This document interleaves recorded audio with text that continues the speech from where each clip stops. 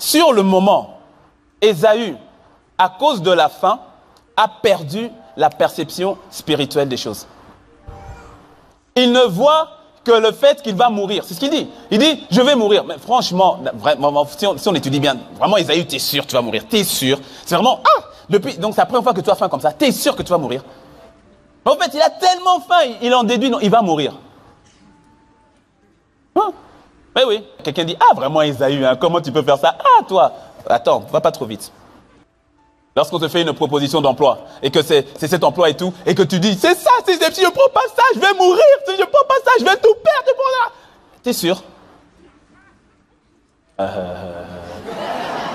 Lorsque les fiançailles commencent un peu à balloter, ça va pas. Et puis après, tu commences à sentir, tu sais, dans les conversations, quand c'est, bon, écoute bébé, tu sais, je crois qu'on doit prendre du temps pour réfléchir. C'est quoi, non, faut pas qu'il parte, faut pas qu'il parte. Faut pas qu'il parte, non, mais parce que s'il part, mais je vais mourir. Comment je vais faire? Mais comment je vais faire si c'est de ma vie? Pasteur, aide-moi. Lorsque tu es devant un contrat, il y a un contrat et ça c'est le contrat. Et tu commences à sentir que le contrat est en train de filer. Tu te dis non, ça, si ça part, si je n'ai pas ça, c'est fini, ma société va mourir. Comment on va faire? Faut pas trop vite attaquer Ésaü. Est-ce que tu me suis? Parce que des fois, nous aussi, nous extrapolons comme l'a fait Ésaü. À cause des réalités là, qui nous pressent, à cause des circonstances qui nous pressent, on en arrive à perdre le bon sens parfois.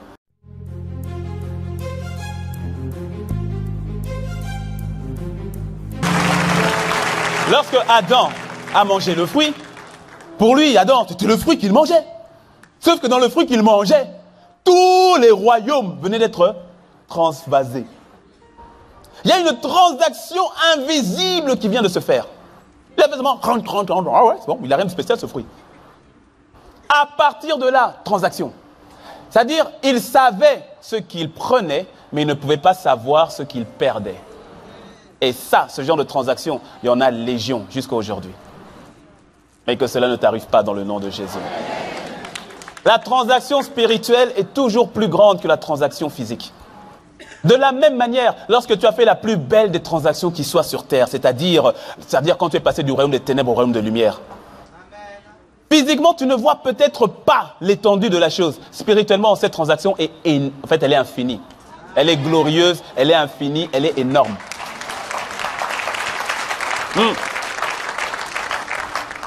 Lorsque quelqu'un va consulter les horoscopes, lorsque quelqu'un va consulter les diseuses de bonnes aventures, les voyants et les voyantes, l'astrologie et autres, tu n'as pas idée de la transaction que tu fais derrière.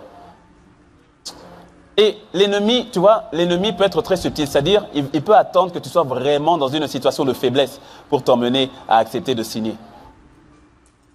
Ne négocie jamais quand tu as faim. Jamais. On ne négocie pas quand on a faim. Parce que tu seras en situation de faiblesse.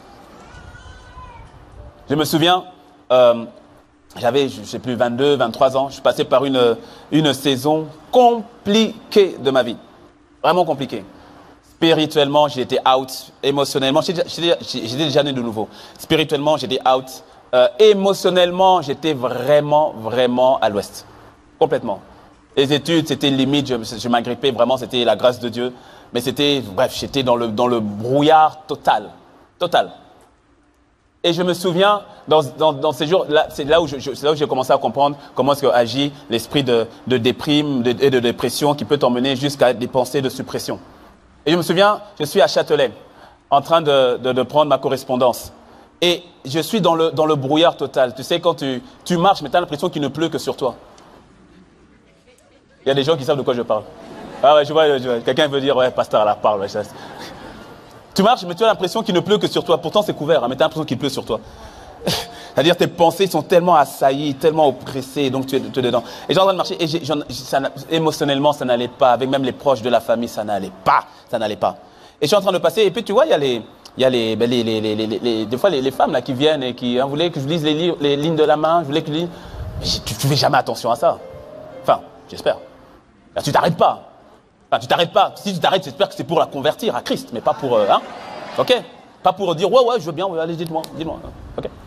Et celui-là, je suis en train de passer, donc bien sûr, comme d'habitude, m'a abordé, je fais pas attention. Mais quand je passe, elle avait, franchement, vers 16 ans, 17 ans. Quand je la dépasse, elle me regarde, et puis elle me dit cash, direct. Elle me dit exactement ce par quoi je suis en train de passer. Oui. À Châtelet. Quelqu'un dit, ah, Cotonou. Non, Châtelet. Châtelet. Ouais.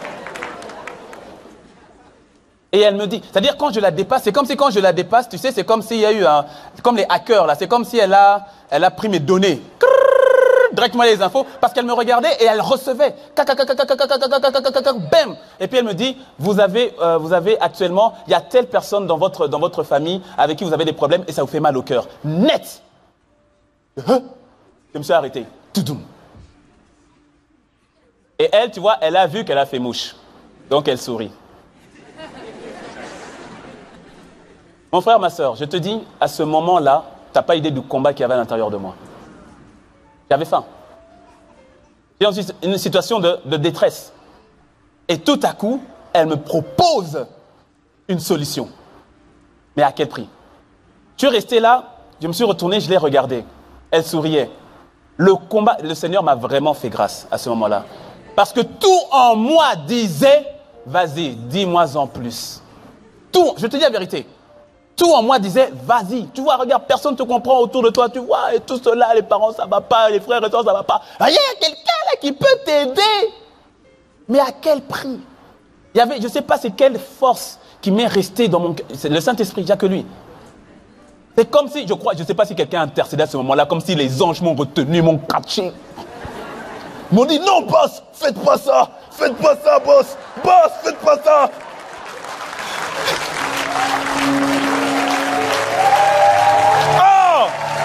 J'étais à 2 doigts. Puis et puis j'ai souri. J'ai dit non merci, ça va aller. Et puis je suis reparti. Si j'avais cédé, je ne sais pas quelle aurait été la hauteur de la transaction derrière. J'en sais rien. Parce que je sais ce que j'aurais eu là, mais derrière, à quel prix? Dis à ton voisin, ne brade pas ton futur. Tu ne négocies pas quand tu as faim. Lorsque tu as faim, ne négocie pas. Et même si, d'une manière ou d'une autre, tu es obligé de négocier dans cette position-là, alors ne montre pas que tu as faim.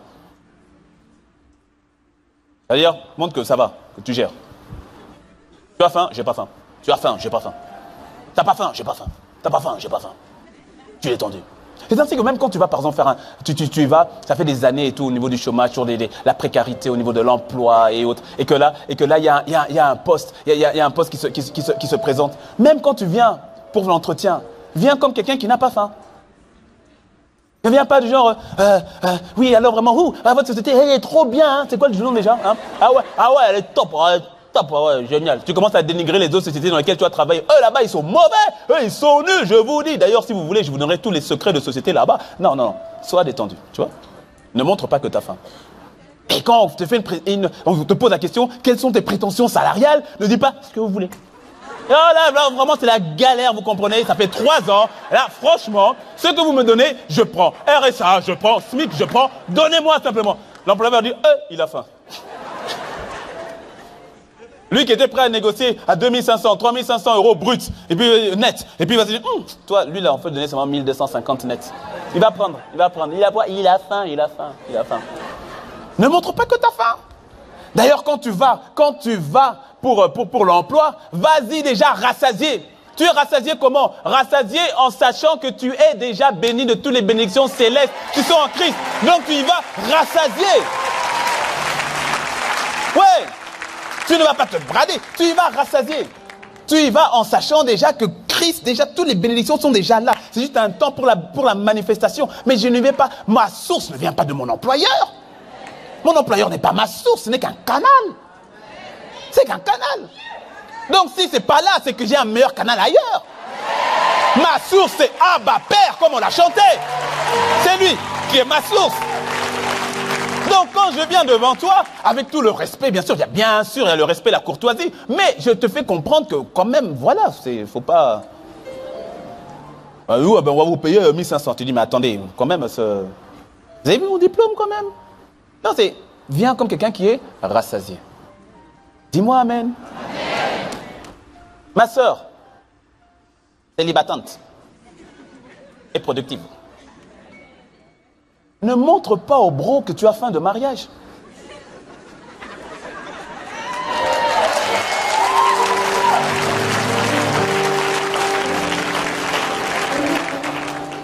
Qu'une célibatante dise amen. Le bro, il vient, il te parle, et puis à un moment, vous êtes en train de parler, et puis il dit, ma soeur, est-ce que tu veux bien, mais... Oui! Oui! Oui! Oui! C'est pour quand? En août? Oui! Oui! Elle est où la bague? Mais la bague, elle est où? Oui! Oui! Oui!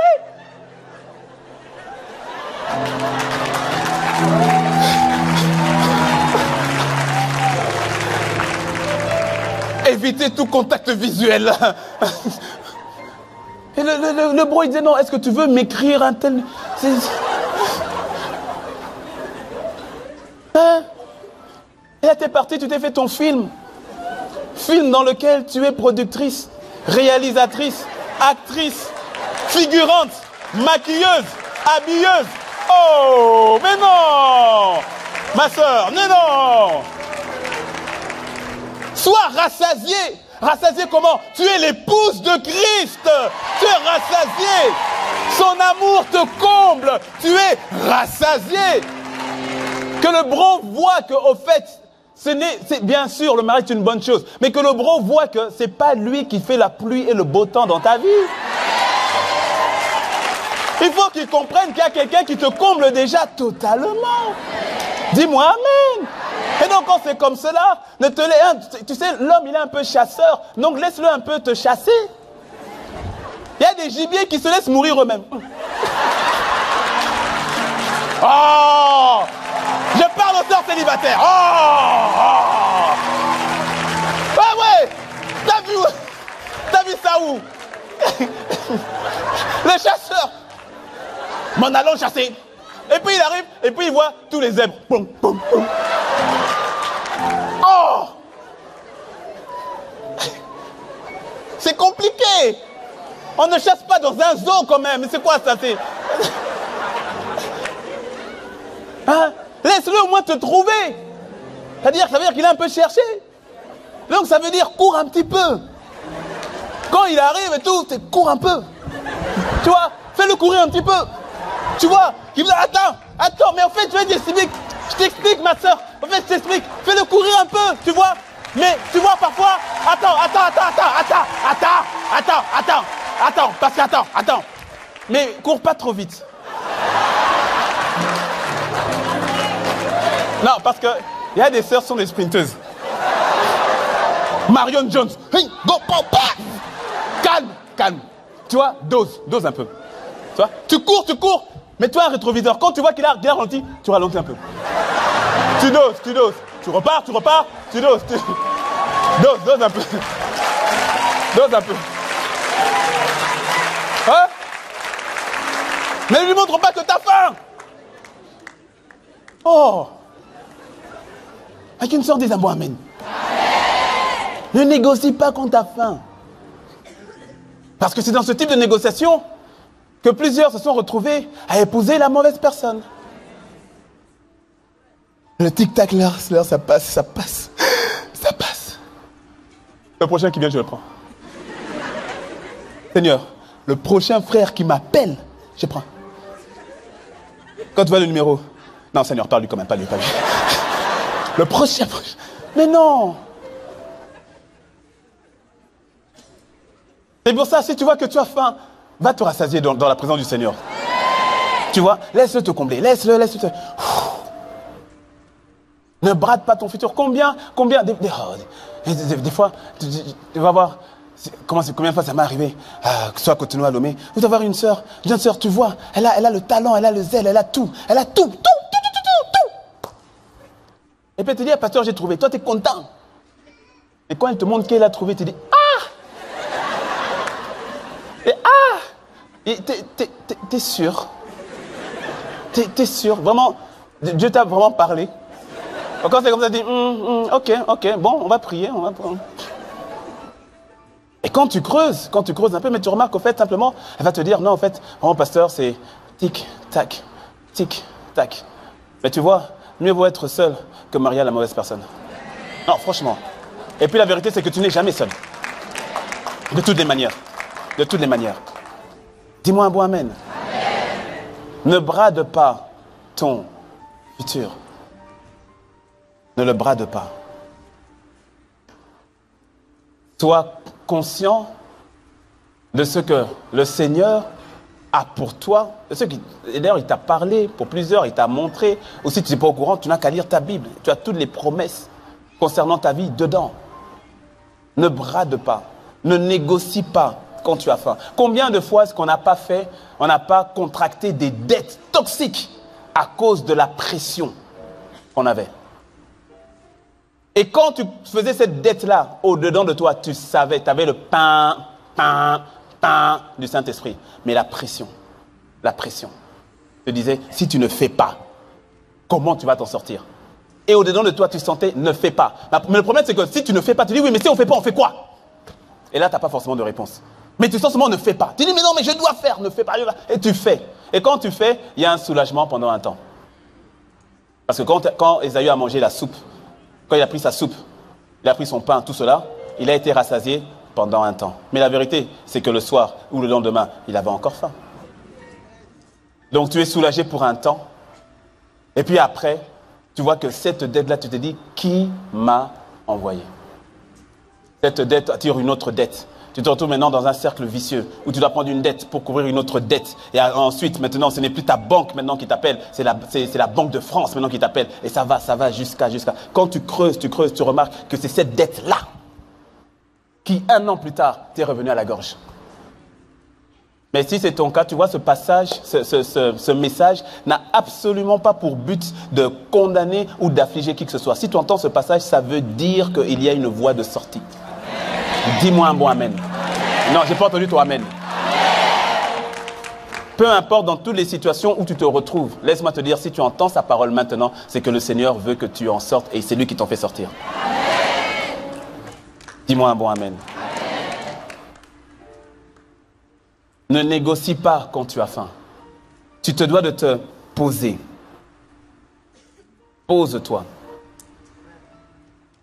Des relations d'affaires. Oh. Des opportunités d'investissement. Ah! Tu as faim, tu as besoin d'argent. Tu as un projet. Et même des fois, ce sont de bons projets. Des projets pour de bons projets. Ce n'est pas forcément de la cupidité ou autre. Mais sauf que tu as faim. Il y a des investissements qui se présentent à toi. Ah tiens, il y a telle chose et tout, je te dis, tu rentres là-dedans et tout, et puis en 6 mois, je te promets et tout, et bang, tu vas voir et tout cela.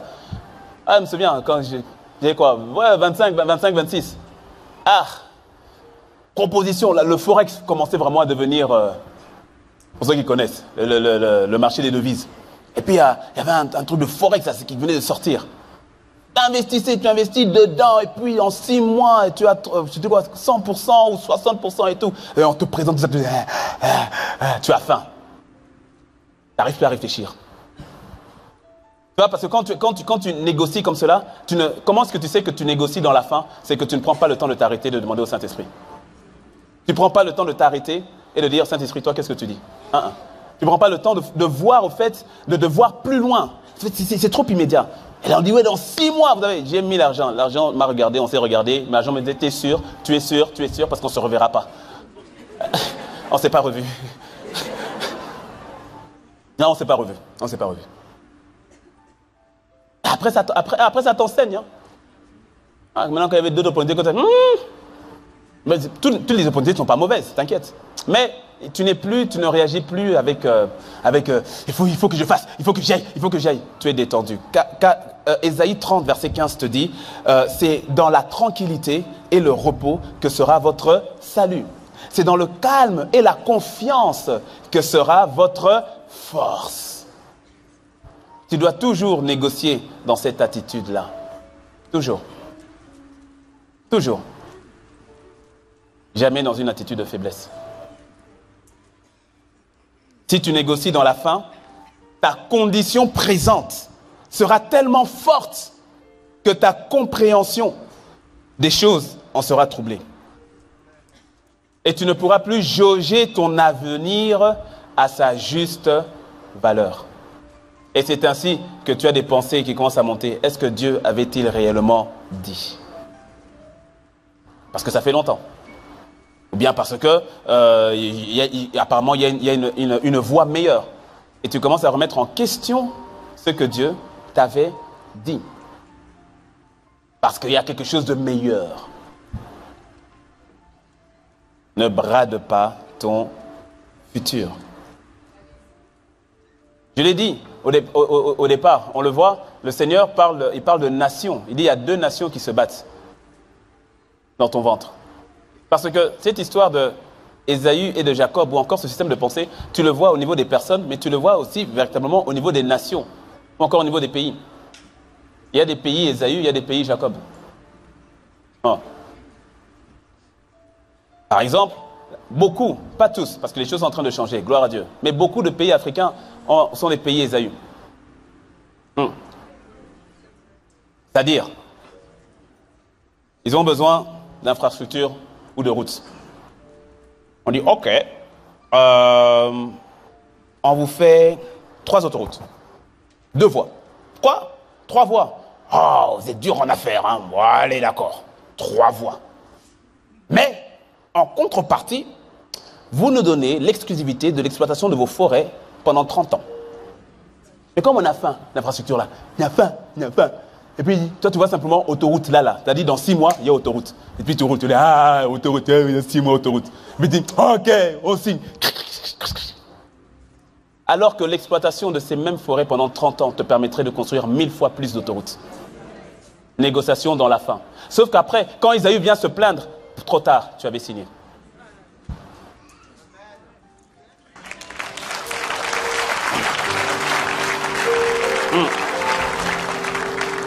Ouais.